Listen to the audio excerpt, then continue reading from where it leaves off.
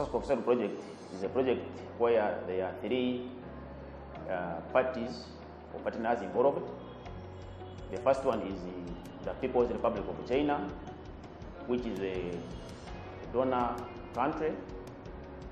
The second one is the Republic of Uganda, which is the host country. And we are being coordinated by Food and Agriculture Organization of the United Nations, as a supervisor and of course coordinating the entire project. This project started in 2012 and with key objectives of transferring knowledge, skills and technologies, improved knowledge, skills and technologies from People's Republic of China to Uganda, and it has been done in two phases. In phase one, it was intended to support the development strategy and the investment plan, which was a plan developed by Uganda government to improve production and productivity in aquaculture. So we looked at technologies, improved technologies from China that would support this strategy. And basically phase one was looking at testing these technologies, if they can perform here. We had a number of them that were tested here through demonstration, both on established demonstration sites and also on farm. And they really cut across. Some of them were in crop,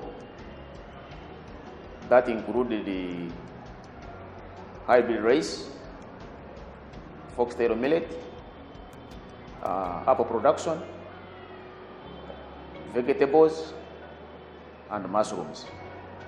Phase two basically was to upscale the technology I've talked about, and in phase two also formed technology hubs so that we could concentrate and create impact in given areas. In this case, we looked at the horticulture, having a horticulture hub in Kigezi or Kabale sub-region. We looked at livestock to be based in Mbarara and surrounding districts. Then we looked at the aquaculture. It was basically in Amoria and surrounding districts. And the cereals, that is foxtail millet, and the hybrid rice, those were based in Butaleja, stroke Abdaka, that's eastern Uganda. And later on we combined the two hubs, the aquaculture and the cereals, to be based again still in eastern Uganda. But also we had another hub which was looking at the trade and investment, and this hub is based in Ruwero. It is headed by Kehong. This was part of the project, apart from the mainstream training of improved agricultural technologies in the ministry. We had investment section carried out by Chinese investors, and the Kehong group, together with Zohev seed company, as a subsidiary of this Kehong, they have established the China-Uganda Agricultural Industrial Cooperation Park based in Ruwero, and this also acted as one of the additional hubs to see technologies in terms of investment and in terms of course, rice production, foxtail millet production, and poultry. Kehong signed a MOU with Ministry of Agriculture, Animal and Fishery of Uganda. So this MOU was witnessed by His Excellency, the President of Uganda. After signing the MOU, Kehong get more confident to do the investment. We planned to invest $220 million for the industrial park, and also with the government helping, especially from the ministry and also the Vice President office. We acquired the land from the Ruwero district. The land covering like 947 acres, which is just on the way from Kampala to Gulu. It is agriculture area. So for the investment, we have already set up like for 4 years. We got some achievements. Like we planned to do the investment in 14 units, including cultivation, seeds, and poultry, feeds, and fertilizers, and so on. So now at we planned to finish all the investment within 10 years. Now 4 years had already passed, which we got some achievements. The first one, at least the seed company is moving, and even we penetrated the marketing surrounding Uganda, like the countries of South Sudan, like the country of Rwanda, Burundi, and also Tanzania. We as district, we have benefited. One, the community around them. In fact, most of the people who are working there are local people. Two, the people who have rice as an enterprise, they are free to go there and learn on the methods, the practices. Another thing is that the Chinese park, they have machinery. If you are not an outgrower for them, they give you those services and at a lower price, depending on where you are. Then fourthly, we as a Department of Production, we are free. And this one, I'm saying it as a public servant. Anytime we go there with maybe farmers for maybe learning purposes, we are not stopped. We are going to teach the local people how to breed the chicken, and like a broiler and the layer.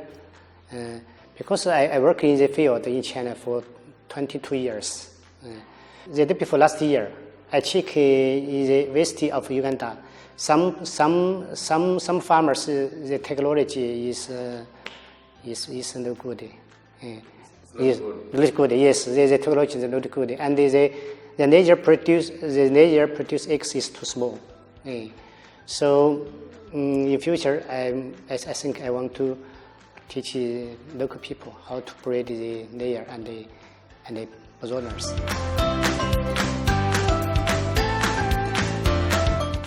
In 2017, the China-Uganda Agriculture Cooperation Industrial Park was evaluated by the Chinese government as one of the 10 China in overseas agriculture industrial park.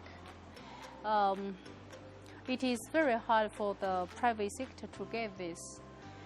Now, before we were working at the private level, but now seems that we are taking more responsibility, because now Chinese government is making the Uganda Industrial Park as a window to show the advantages of the Chinese agriculture technologies.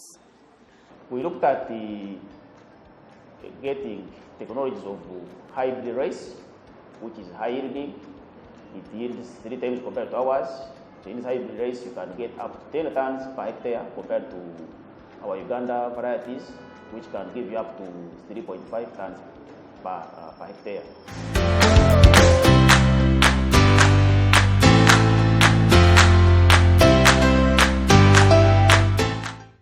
Right from the inception of South-South Cooperation, when it had here a project, I was one of the beneficiaries of getting hybrid rice seeds from our friends, the Chinese. I happened to host a demo because they saw my seriousness and willingness to cooperate and to learn. I grew 1 acre, whereby they taught me, went through all the agronomical principles, with less seeds. In fact, we have been using 40 kilograms of rice seeds in 1 acre But with them, they introduced to me the proper way of making a nursery bed and how to save the seeds. We just used only 10 kilograms of rice seeds, which managed to plant an acre plus. That season, it was really a wonderful crop. I had a bumper harvest. In fact, I got visitors from all over the world coming to see the high yield I got from hybrid rice compared to how local varieties have been growing. I managed to get 4.5 tons in just 1 acre and using only 10 kilograms of rice seeds.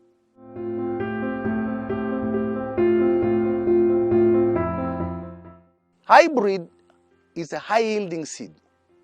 Before that, we used to have K5, we used to have Benenego, and 98.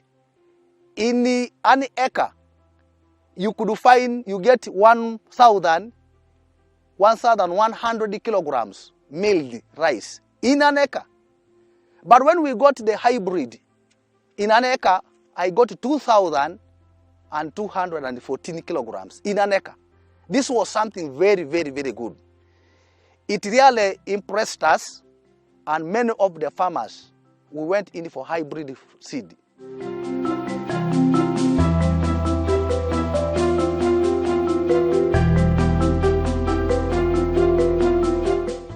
The feed which I used to get like 2.5 bags. When I planted the Chinese hybrid rice, I got at that moment it was 7 to 8 bags. And they emphasized me that place, even though you got that one, but that it is less to what we expected, because at that moment the water, it was not enough for managing the supply of that field.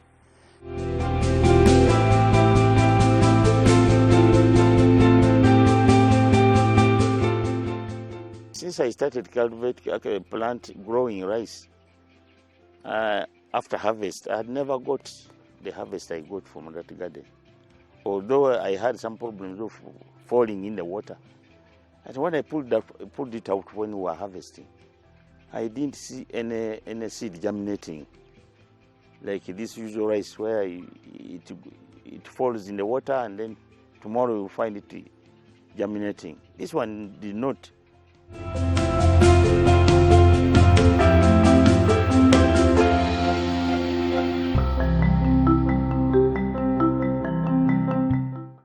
Comparatively,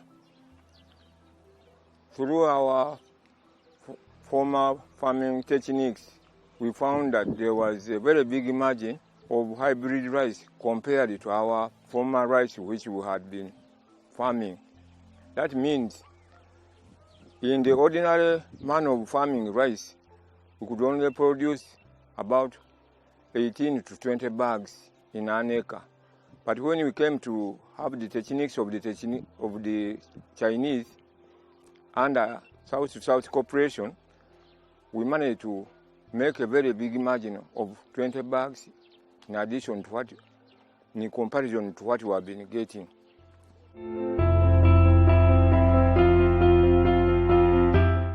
This hybrid rice, as I said, they had a very good and attractive aroma in the market, whereby every consumer was ready to taste it.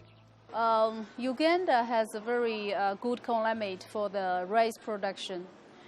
Before we came here, Uganda market always getting the rice from the upland. For the lowland rice, Kehong has put a good demonstration. Also, with the cooperation with some other private sector in Uganda, also a Chinese company, we call him the company called Zhongyi, which is located in Nukaya. Together with the experts of the South to South, we give them supports of the cultivation to help them to increase the yield and also supply them the good resources of the seed varieties. So now the yield is almost doubled, even tripled of the local varieties, which is very good for the Uganda consumption for the rice. By this way, we can reduce the importing and we save our forex for Uganda.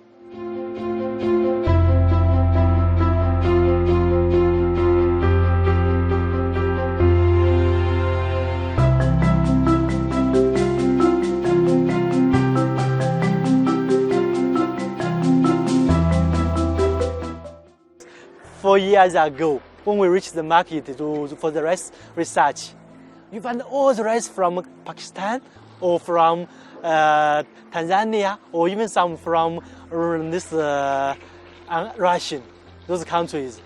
But now, you go to the market, you find them, our rice, and even some other farm from Uganda, they are producing rice.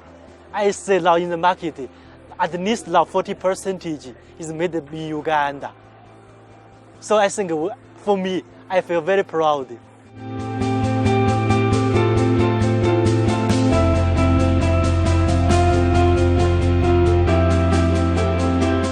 The skills that we acquired under South-South Cooperation was 1, fertilizer application, land preparation, and line transplanting, whereby through line transplanting you can find that it is easy to weed, easy to top dress your crops, and even easy to harvest your rice, and it gives a very high yield compared to random planting of rice. Even after the Chinese had left, they had left us with the skills.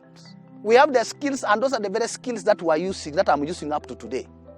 I'm using the very skills I've never diverted because I've discovered that spacing of the rice is very important when you are planting. Unlike you are planting randomly, but spacing of the rice when you are planting in a line, it's very, very important. If the rice has got enough space, it can have enough nutrients to make it grow and feed itself. So at the end of the day, somebody who plants rice in random, you will have, even when you see the grains of the rice, are very small compared to hybrid. So you find hybrid, you had very big seeds. But even after that, we are now using the same method for these local seeds. Nalinga mabega ngani mu muchere gw'okumansa bumansi wenti abachene ne bansomesa okulima omuchere gw'omulembe hybrid okusimba mu muchere mu line. Nibansomesa okusimba muchere kuyiwa salebed. Wengu kungula okuleta waka nga sina tape measure nkozesa olukono luno ninsaamu wenti noyanika wayitawo sawa 3 nogujjawo oyanika sawa 3 kutoka sawa 6 ngogujja mukasana gwagumazile kukachi kumalayo sawa 3 kate noguzamu enkya. Omuchere gubanjigiriza abachina ogwanika obulungi kakati nfunamu nnyo ate nyanika kutundubali sinyalika wansi ekorite ya muchere n'ogwanika kuki kutundubali kakati wanyanika kutundubali nimala naku 3 nga ngwanika awo mbamanya kufuna korite ya muchere nintwala ku kyuma ogusha. Not only that, they even introduced some labor-saving technologies. We were given a demonstration of a thresher and a working tractor, which can simplify rice farming so that farmers can really enjoy it and get maximum profits.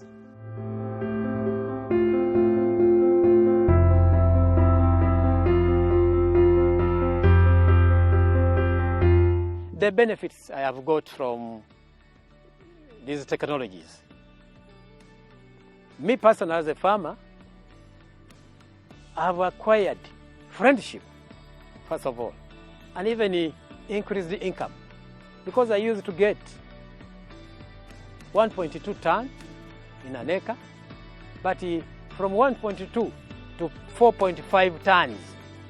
I got a lot because that period from then is where everything, maybe more of that I got. Opened up a saloon, is in that one.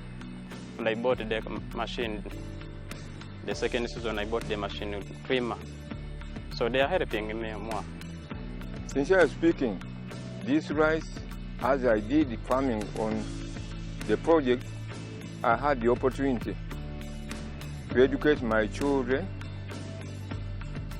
even improve on my livelihood in the home, even had to bank a bit of money in the bank, whereby it was of good help and support my being as a farmer of hybrid rice. Kakati abaana bali basomera mu bonna basome, kati mukadde kano nfunyemu nnyo abaana basomera mu boarding. Omulala ali Mukono, omulala ali Tororo Girls. Kyenfunemu ekirala ekyokubiri nalinga nebaka mu nnyumba y'essubi. Kakati saawa zino ni mu nnyumba y'ebbaati n'esola ndina.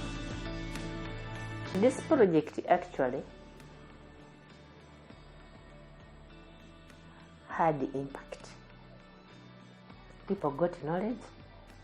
They will tell you with hybrid rice, if you want to get much, you need to put some fertilizer.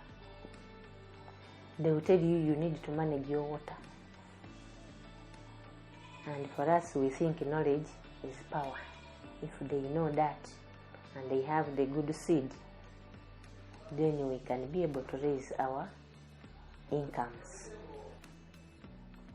There are other benefits that came along with that project. Some of our farmers were able to be introduced to machinery, because one of the issues here is that rice is labor intensive, and the farmers want the children to go to school and the women also to do other work. So they were introduced to machinery, like the simple machinery for plowing, for threshing, because quality. You know, when you beat, it is also it makes the quality of rice to deteriorate. But we were introduced to the machinery. We still needed more to be done on this project, more capacity building. We want this project to leave us when we are sure maybe the seed is produced here in Butaleja.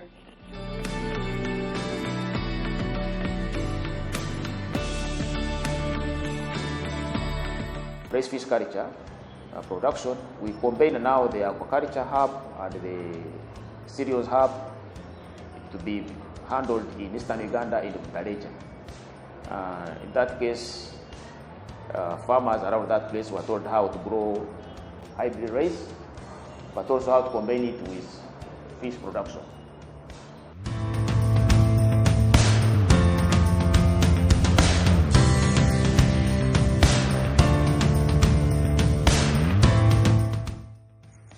We had some Chinese here, recommended to us by the district, to come and train us about rice fish culture. Well, to me the idea was good, or I should say is good. Reason being that in a small area of land, you hit one bird with two stones. You have fish and you have rice. Their hybrid rice performed well, because I remember in a 500 square meter pond, I got about 4 bags. The 1,000 square meter pond gave me about 9-10 bags.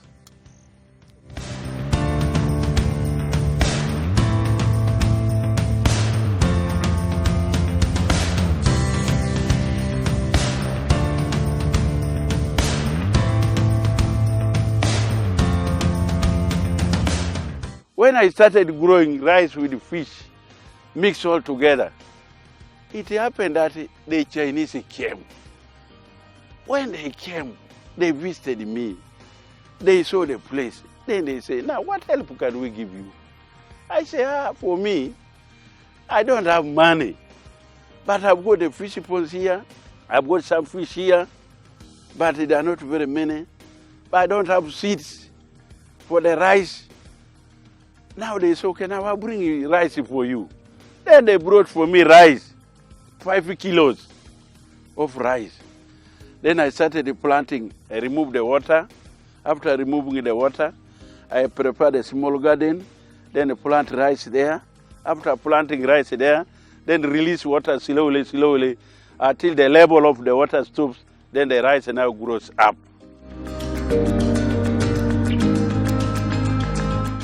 There were a lot of benefits out of it. First of all, you benefit the rice itself, the one you harvest. Secondly, you control the enemies. They cannot see the fish. The fish goes and hides there. Thirdly, you find that the pollen that it drops from the rice, it drops in the water. Then the fish eat. Fifthly, you find that even the left, there are some weebles, what, that come and feed on the rice at night. The fish jumps and catches and eats. Then also you find that the rice kills the water itself. Then you find that again under the rice, you find that there are some feeds for the fish. I don't know how you call the thing that goes long like this, but for us eaters, so we call it a moyi. So that thing comes from there. Now the fish comes and gets it and eats it from there. So we find that this one is the basic way of feeding the fish, and we get the basic quality of the fish. So that's why we started continuing with that project.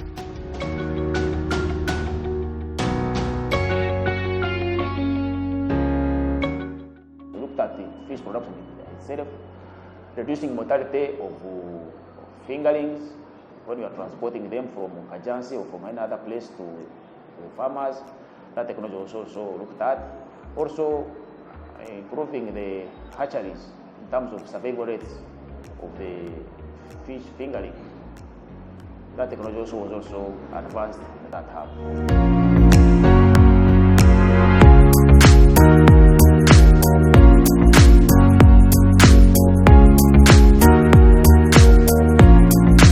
My role in South-South Cooperation, especially the first and second phase, I coordinated it around this area here.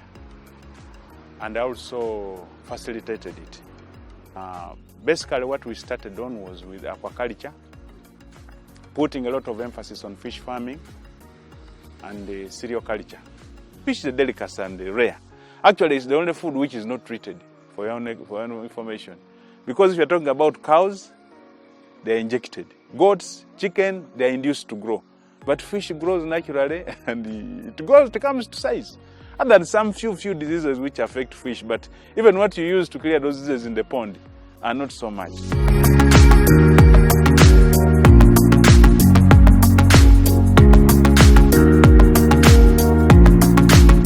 Well, the Chinese gave us some training on fish breeding and in particular catfish. They gave us some training, taught us how to disinfect ponds after breeding, because there were some challenges usually with catfish production. Then they taught us how to either use at times potassium permanganate, then salt, then at times you even spray once in a while with a chemical to disinfect ponds. They even gave me some knowledge how to use the frogs to feed catfish. That was also once in a while. These frogs, these green frogs that we waste here, you chop them and feed to catfish.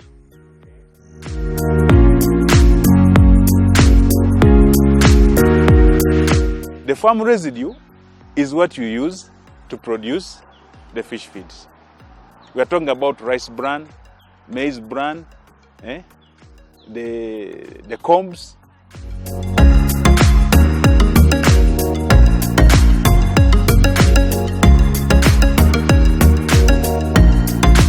I do quite a lot of aquaculture. At the moment, I have about 3 big ponds. Sometimes we call them dams. and each one is having about 100,000 fish, all tilapia. And the tilapia is sex reversed. So we assume most, if not all of them, are males. There are not many fish feed producers in northern Uganda. I know there's one in Dokolo, I think also benefited through this kind of arrangement. And I hear there's one in Gulo. But apart from that, there's none. And the volume of aquaculture is growing. So the demand for fish feed is going to continue to soar as people get involved in aquaculture. So we want to position ourselves to capture that growing demand. And we would like to produce the best feed in Uganda, I would say.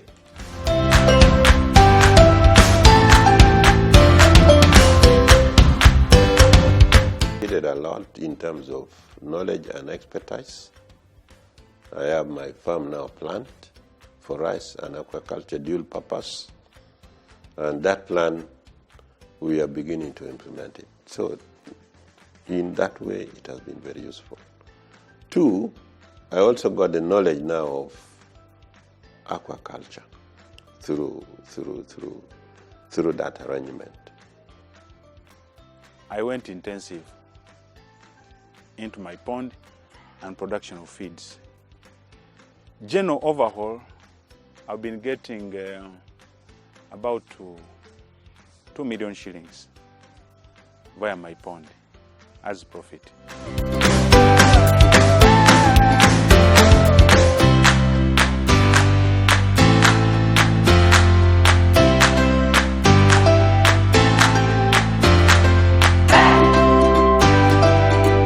In Sirius, we looked at the foxtail millet production, whereby this new crop, foxtail millet, which yields up to 5 tons per hectare and it's highly nutritious compared to a finger millet, was also encouraged.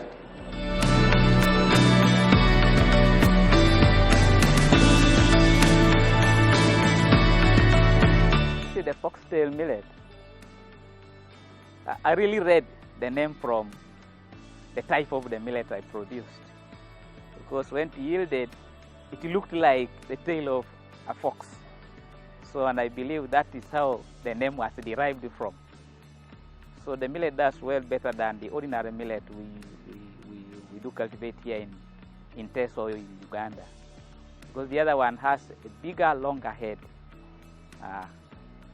When you compare the seeds, you find that this one will produce more seeds than the ordinary millet we have here.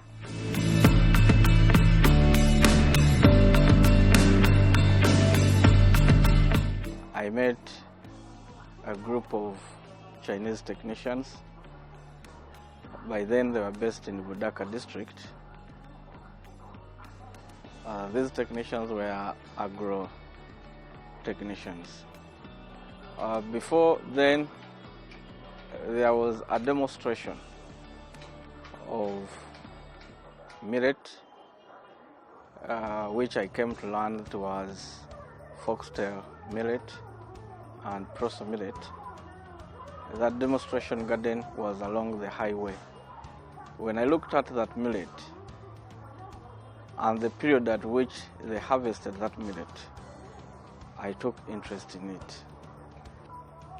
We planted roughly it was an acre, half an acre with them. I harvested that after 74 days because I had recorded everything. They're a bit drought resistant. They don't need a lot of rainfall. At least if there are some moderate rainfall, you can have very wonderful yield. So I always use the September, October, and November period to sow the foxtail and the proso millet.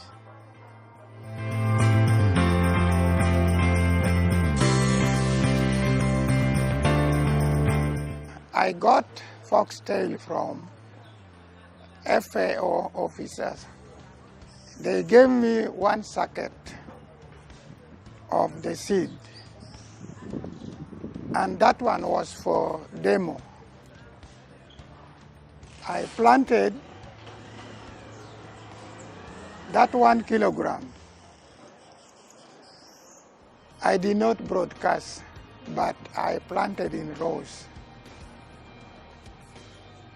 After two weeks, I started weeding. In fact, the seed was still very new to me, but I managed. By the time it was flowering, I was afraid of birds and some goats, because I'm also rearing goats. But that thing was still very new to my goats, and they never touched the leaves. And I was really very, very happy. That plot gave me 80 kilograms.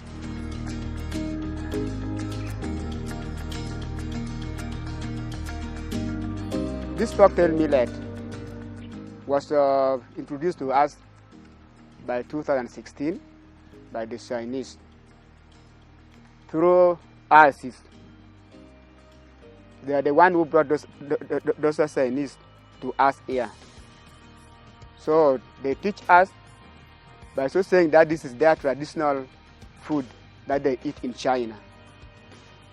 And secondly, they taught us that this cocktail millet in their country is also a medicine.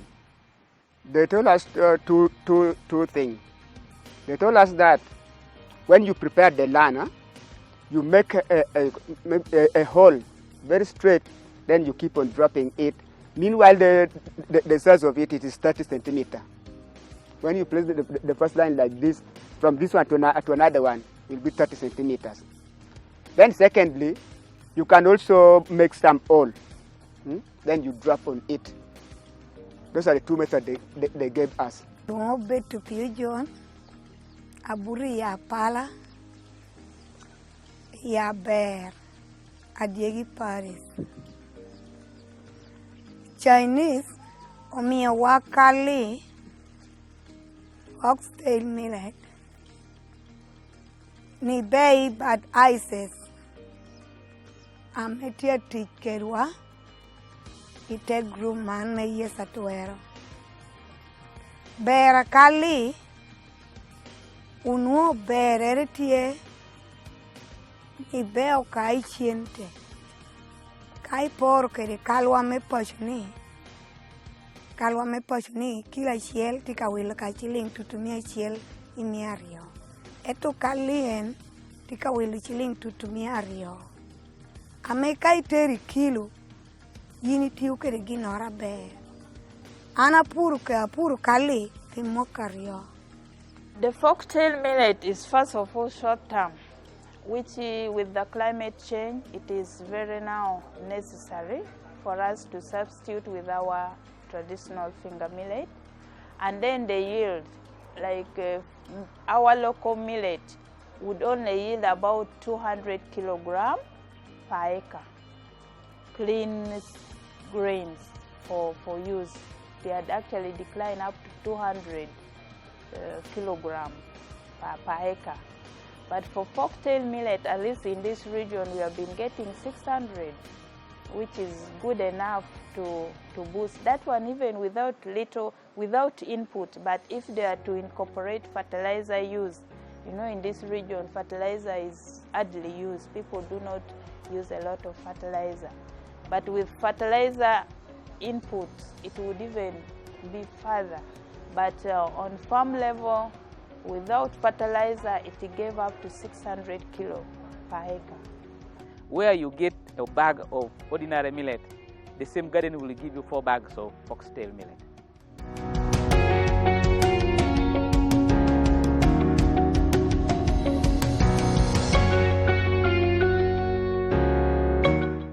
It was also very easy to grind. So my wife was grinding locally. And I even packed some pieces. And I brought to this office, Lira office. That was the time when the deputy country director FAO was with us. And he happened to buy the one we have grown locally.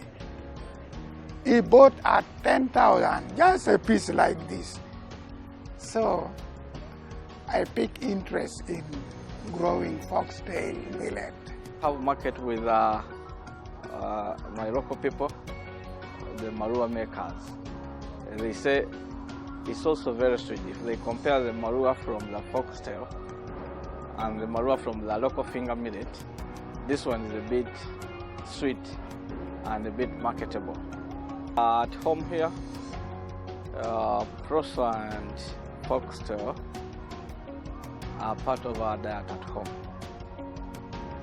I eat it, we take it as porridge, or we eat it as millet bread. I always sell it at once. Whenever I harvest it, I always get people who come to ask for it. I sell it at once, and then I remain with what I have to consume, and then possibly I also have one to keep for the next season in sowing. I got some of the money. I got some money, which I use for paying fees for my children. I chulo kedu tini kwan. I will kedu tuoni na tiario, tuoni poor.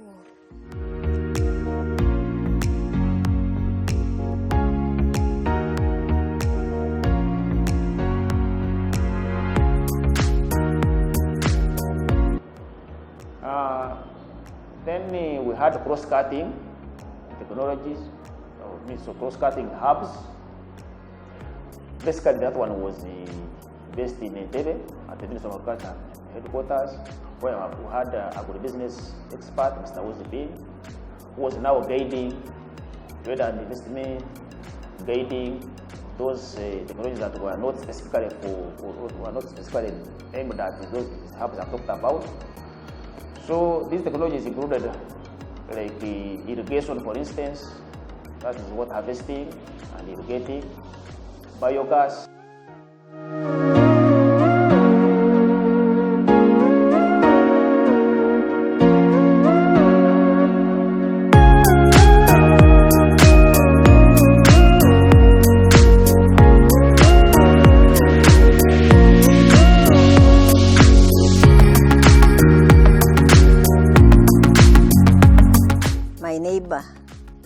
Whom I got in contact with and introduced me to the South-South Cooperation,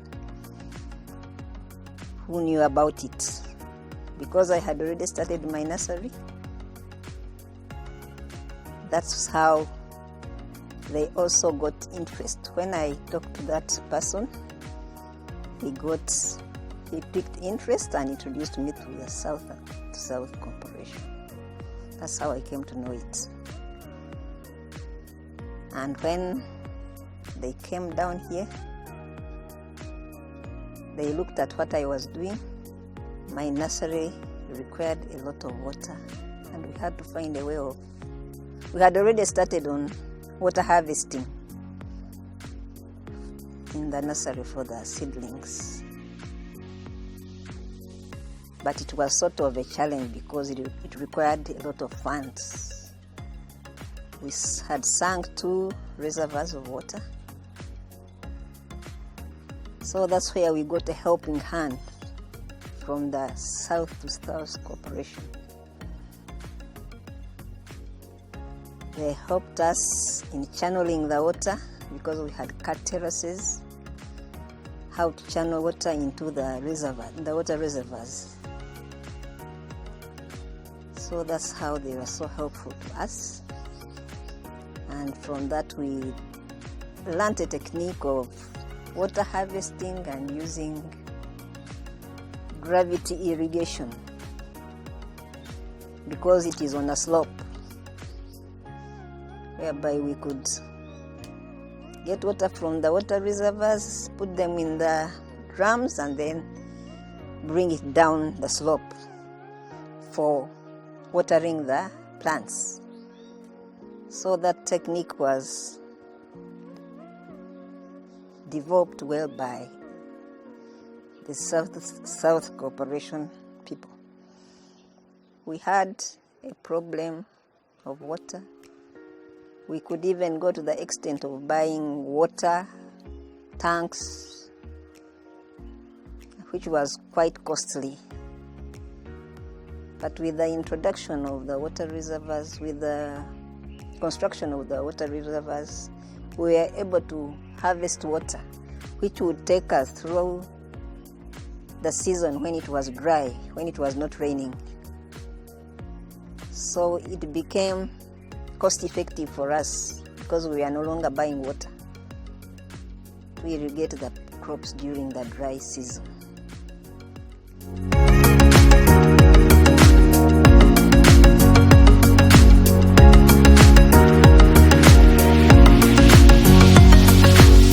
South-South Cooperation is a good project to me because where I was stuck concerning water harvesting, I became successful, and it enabled my nursery to produce a better yield of the seedlings and in big numbers, which I have been able to use after selling. The money I've been able to use it to expand my other projects like the farm. With the sales of the seedlings, I was able to purchase some Frisian cows, 4 of them, and 5 crosses. So because of that farm, I was also, of the animals, I had to plan as how to take good care of them. I also had to construct a deep tank using part of that money which I got from the sales. So that has helped me in the expansion of my farm. Another achievement that I realized from the help I got from the corporation, after my sales, I bought a truck. I bought a truck which would enable me to transport the seedlings during sale time.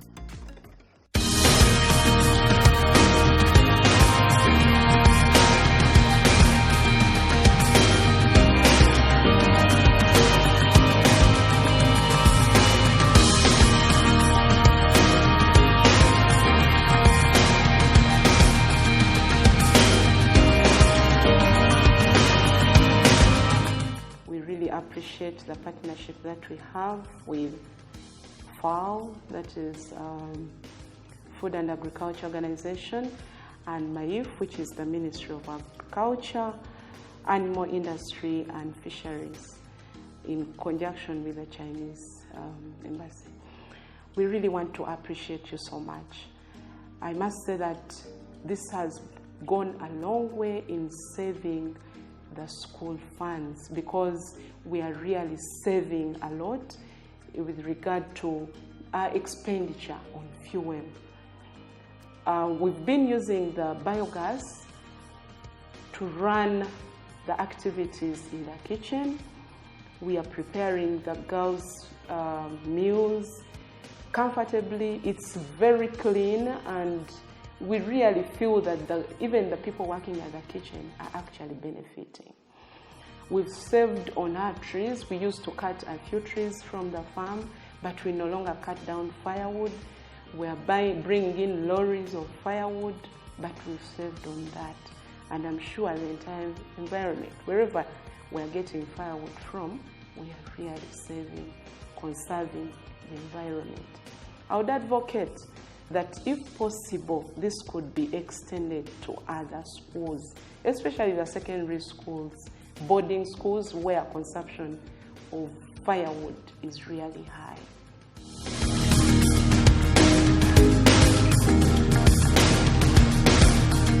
Apart from being able to produce clean energy, there's an impact that for us as a school we look at. Interacting with 1,300 girls and introducing them to sources of clean energy, it is the biggest goal. So the girls are able to learn from this biogas system, and as they learn, we change their mindset so they can go home or even in their communities and talk to other people about the alternatives to use of firewood, and that is biogas. So for us as a school, that is where our biggest win is. And also we interact with schools. Other schools come here and they get introduced to what we have.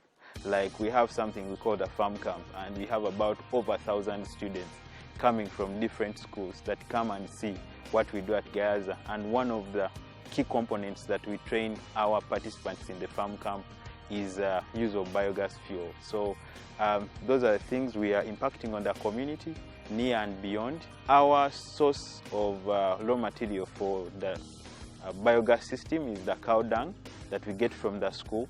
That is the only thing that we know how to use right now, but we would love to be introduced to other means of using anything that is biodegradable to make biogas at our school.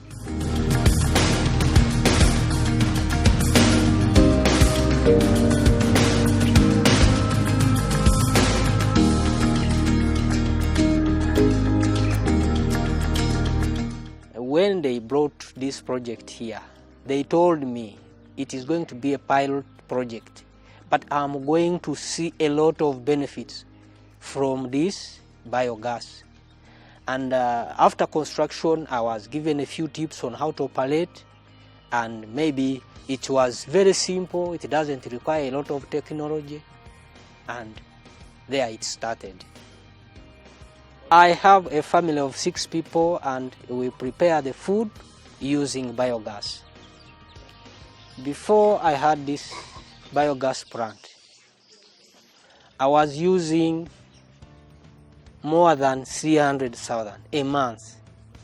But after the construction of this plant, I save around 300,000 a month in the form of firewood. I used to bring here a tipper of firewood. Today, I bring half of that and it remains. Secondly, you can see the maize.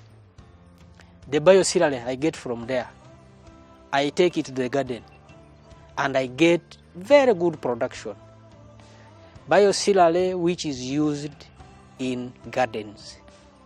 And to be sincere, I think it is the best manure I've ever came across. Thirdly, I save time. Even if you are late, it becomes very easy for you to cook because you don't need to start. It's just a matter of having a matchbox and you switch on. There you are, and then you eat. It saves time. If you are to go deep, anyway, I would say, if it was possible, each and every home should have this biogas. In the area of livestock, the hub was created in southwestern Uganda, that's Mbarara and surrounding districts. And we looked at what the project looked at the livestock feed processing. Mostly it was silage making and also ammonification. These are the two technologies. Silage, you use the fresh vegetation, but the ammonification, you use low quality kind of substances like maize stova, rice straw, finger millet straw. You convert it using ammonia and the application of water and all that, you get high value feeds. And of course, feeding methods whereby farmers were told how to measure, not simply give feed, but give what the animals want. And in that case, we saw milk production tripling. Formerly, people were getting around 5 liters per animal per day, but by the end of the project, people now were getting up to 20 liters, some 30 liters per animal per day.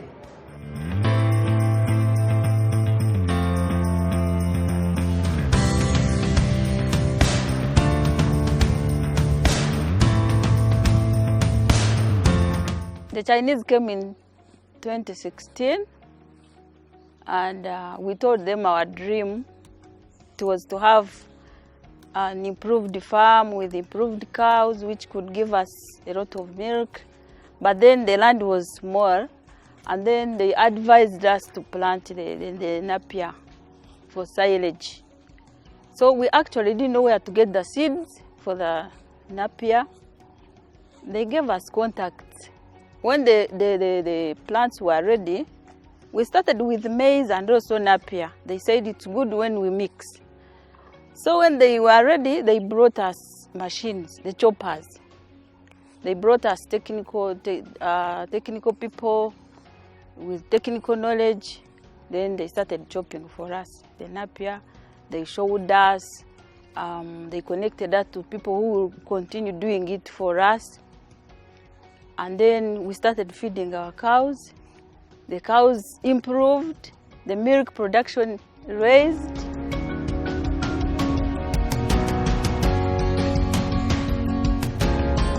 Yeah, before the Chinese came in, of course, the milk production wasn't enticing. We were getting little milk because the land was, the pasture, the natural pasture was being consumed all the time, but the milk production wasn't. The highest would be 6-7 liters per cow. But then when we started feeding on the silage, now the highest milk gives us 35 liters. And to my surprise, when they haven't eaten the silage, the milk production lowers completely. From imagine 35 to 26 there until we again feed. And also they don't put on body when they don't eat silage. But then, in fact, it helps us a lot during dry season because the land is dry. There is no pasture. But when we feed them on the silage, they stay healthy. The cows stay healthy, the body, they don't look bony because they are eating, they are being fed. And another thing, they eat from the feedlot, whereby they don't need to move a lot looking for what to eat. We just feed them. It's like semi-intensive farming because of silage.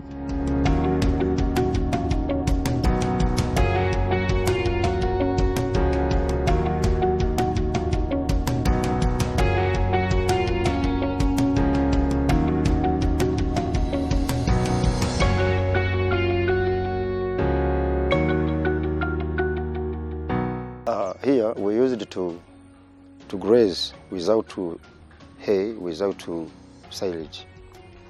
But after discovering that silage and hay can support cows, though you have a little land, immediately we start on that, and it is working. In the morning, we milk. After milking, we chop fresh napier mixed with Cross Guyana. We feed our cows in the morning.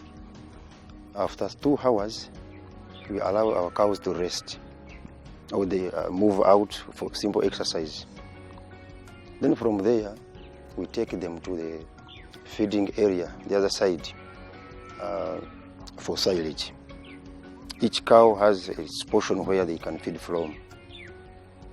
Each cow, we feed 12 kilograms of silage per feeding, which means a day a cow consumes 24 kilograms of silage, plus the other fresh, which is not measured.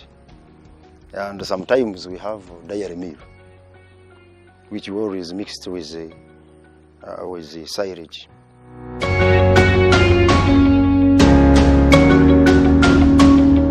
The biggest change was in nutrition, silage and others.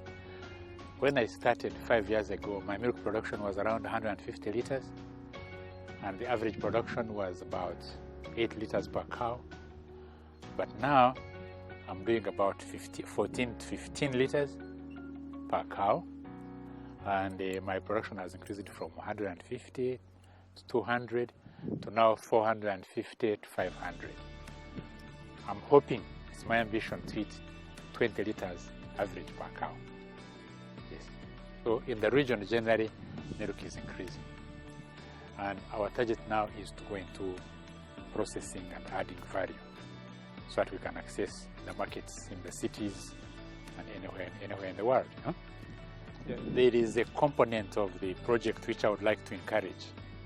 This is mobility of farmers, to facilitate farmer-to-farmer visits within the locality, within the country, and perhaps beyond the country. I've learned a lot of what I've learned through visiting Kenyan farmers and visiting my neighbors. So I think it should be farmer-to-farmer peer education, mentorship, and competition. Because if I visit your farmer and I see you are like me, same age, same color, and you are average 20 liters per day per cow, and I'm doing 10, I get challenged, and I'm forced to learn from you. And I have the zeal to catch up with you. I think it's a very important component of farmer-to-farmer peer learning, competition, mentorship, interaction.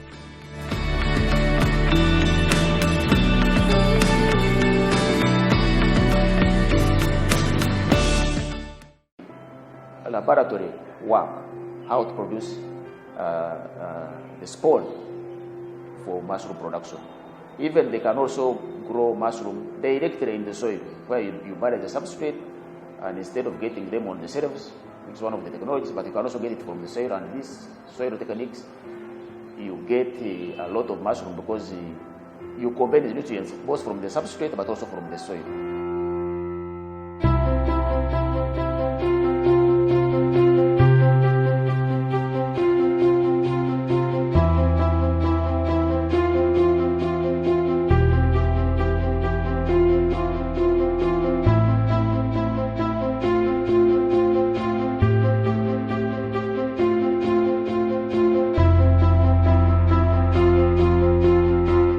2017, we got in touch with South-South Cooperation, and they gave us a technician who helped us in mushroom growing. Actually, that time we were buying our own spawn, but since then they taught us how to do mushroom spawn and how to grow mushrooms using low-cost substrates. The training was so good because they spent at our place about 3 weeks training us every day, and we actually improved our production. Actually, we were able to cut our cost by over 30%, and since then our production has increased. We were producing 5,000 gardens, mushroom gardens, per month. Now, right now, we are producing 30,000 gardens per month. And you see the production has really increased, and we attribute all that to the skills which were given to us by South-to-South Cooperation. That time, just like I said, we were not making our spawn. We started making our spawns. We are now doing the A to Z of mushroom growing. We make our own cultures. They taught us how to make cultures, how to make mother spawn, how to make spawns, and how we can increase the production of our gardens. Because since that time, our garden, we were making a 2 kilogram garden was producing 1 kilo of mushrooms per garden. Now, right now, a garden produces 1.5 kilograms of fresh mushrooms. So it's a big change. The market for mushrooms in Uganda is still big. It's not yet satisfied. Every day we are trying to increase our production. We are targeting that by end of this year we shall have doubled our production such that to satisfy the market.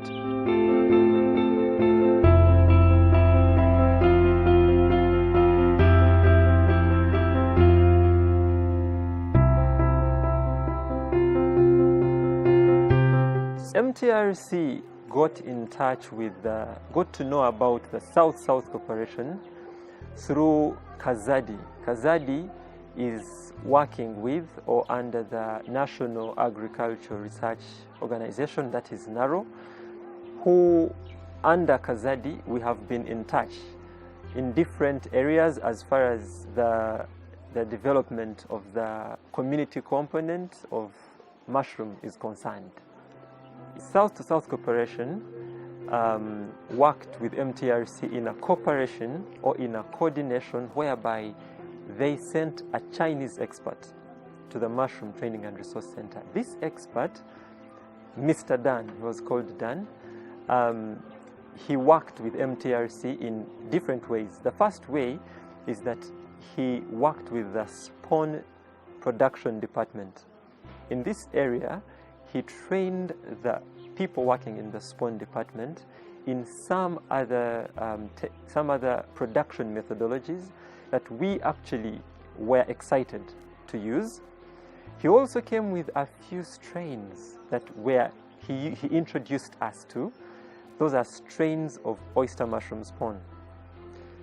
Mr. Dan from the South-South Cooperation also trained our youth in new methods of mushroom cultivation. One of the methods that I would like to talk about is planting mushrooms in the soil. This is precisely something that we had tried to do, but without enough success, with little success. So under the South-to-South Cooperation, we were able to introduce the new technology of growing the mushrooms in the soil. We had a challenge of the agriculture waste, growing the mushrooms in agriculture waste. Now this waste has to be processed to make it fine for the spores to be able to grow. But multiplying this spawn was a very big problem, So courtesy of South-South Cooperation, we received equipment. These technologies are so effective. You'll be amazed. Agriculture waste that we would actually process, we would have like 10 men process by chopping the agriculture waste within 1 day. The equipment summarizes the whole duty within 1 hour. What 10 men were able to do within 1 day, the equipment chops it and makes it ready for the processing within 1 hour. So we find that a very big improvement, and we are excited about that. The agricultural impact, if we are to look at the impact of production, we are producing with less labor as far as the agricultural waste is concerned.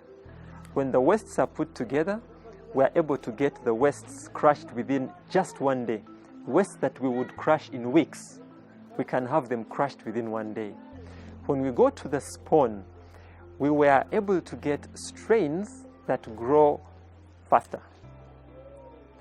Not only the fast, but also the privilege that you have a variety of strains is something that gives you strength.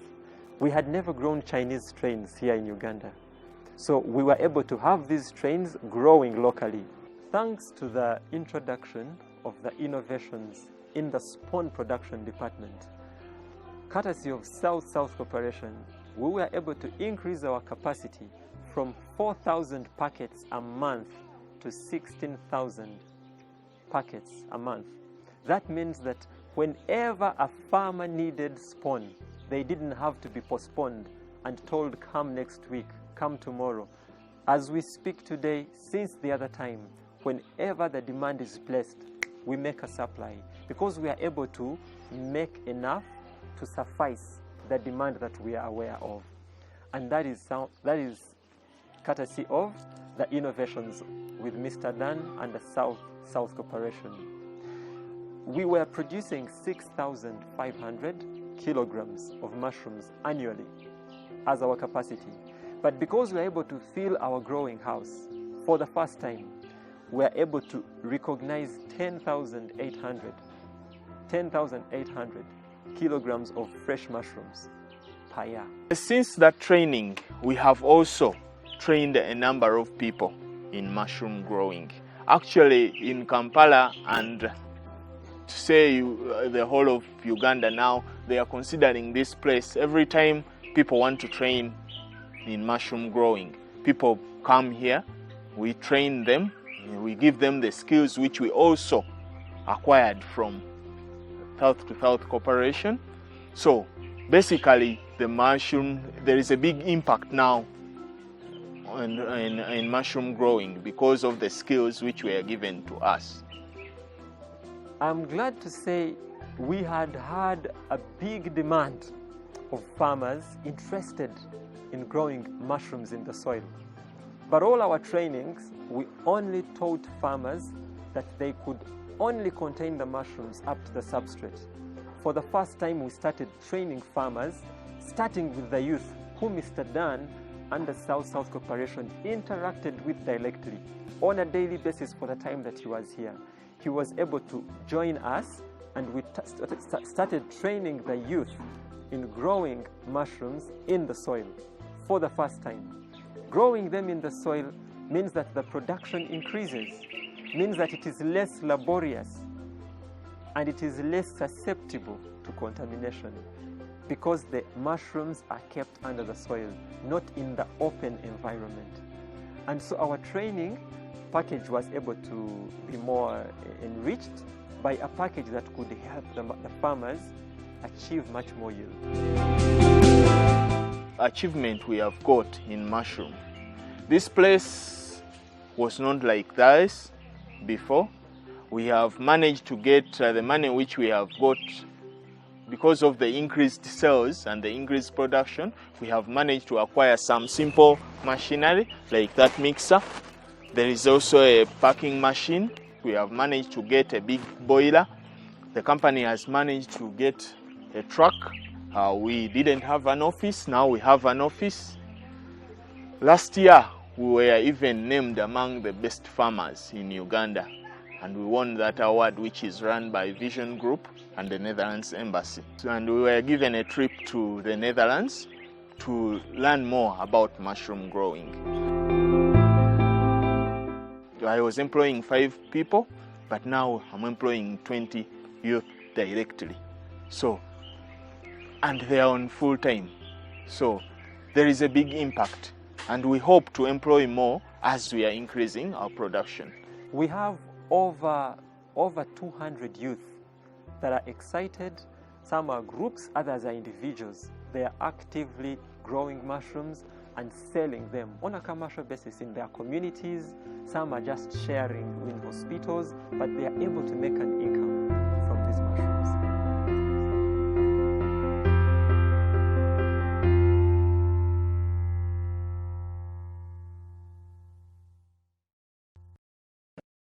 In terms of skills, for apples, that was basically looking at the apple pruning, pest and disease control, bud control, defoliating to reduce flowering and all that.